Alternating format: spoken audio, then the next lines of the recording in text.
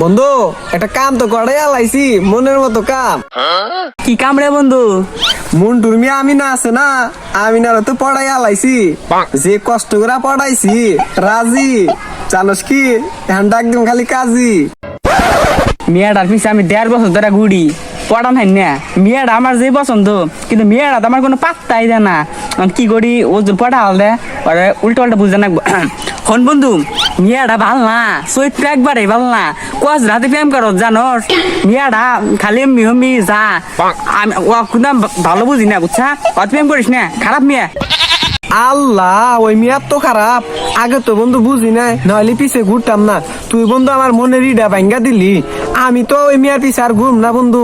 তুই তো সত্য কথা বলি, মিছা কথা তো কই না, তুই আমার বন্ধু। পেঁয়াজ নাইগে গেছে রে, বন্ধু তো আমার কথা বিশ্বাস করছে।